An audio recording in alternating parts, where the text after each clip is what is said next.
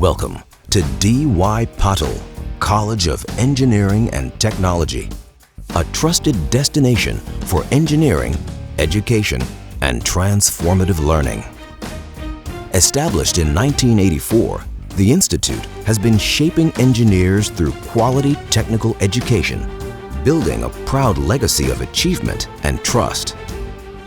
Today, it stands as one of the premier institutions in the country, recognized for its commitment to innovation, impactful research, and a tradition of academic excellence.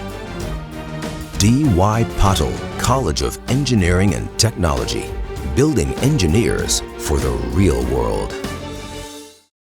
Generation गटार, ना शिक्षण ना सौंदर्य. कंगना राणौत यांच्या अक्षरपाह वक्तव्याचा कोल्हापूर महिला काँग्रेसकडून तीव्र निषेध.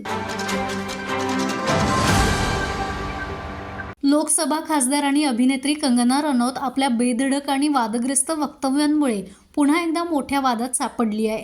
अलीकडेच तिने तरुणींवरती अत्यंत कडक आणि अक्षरपाह शब्दात टीका करत शिक्षणात किंवा सौंदर्यात रस नसलेली ही वेस्टर्न कल्चर स्वीकारलेली नवी पिढी म्हणजे जनरेशन गटार आहे, अशा स्वरूपाची तिनं पोस्ट केली होती. याशिवाय आंदोलक विद्यार्थ्यांवरती सुद्धा तिने अत्यंत खालच्या पातळीवरती जाऊन टीका केली होती. या वक्तव्यानंतर देशभरातून तिच्यावरती टीकेची झोड उठत असून याच पार्श्वभूमीवरती कोल्हापूर जिल्हा महिला काँग्रेसच्या वतीनं पत्रकार परिषद घेऊन कंगना राणौत यांच्या वक्तव्याचा तीव्र शब्दात निषेध करण्यात आला.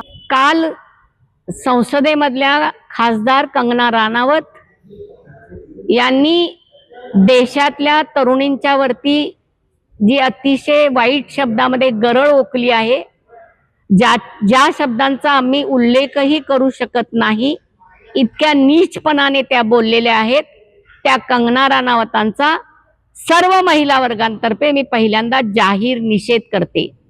त्या स्वतः एक महिला आहेत आणि त्यांनी या आंदोलनामध्ये आलेल्या मुली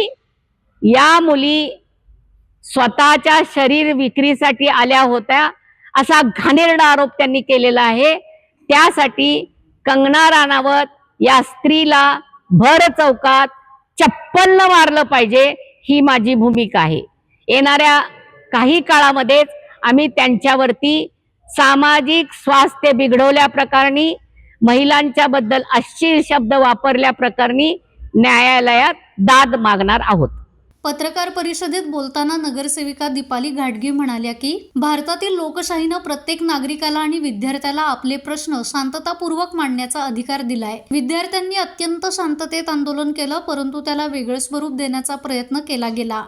आंदोलनादरम्यान लहान मुलं, महिला, विद्यार्थी आणि विद्यार्थिनींवरती पोलिसांनी अमानुष मारहाण केली. अनेक गैरप्रकार घडले असताना सुद्धा कंगना राणौत यांनी विद्यार्थ्यांना पाठिंबा देण्याऐवजी त्यांच्यावरती आणि महिलांवरती अत्यंत चुकीच्या शब्दात टीका केली आहे.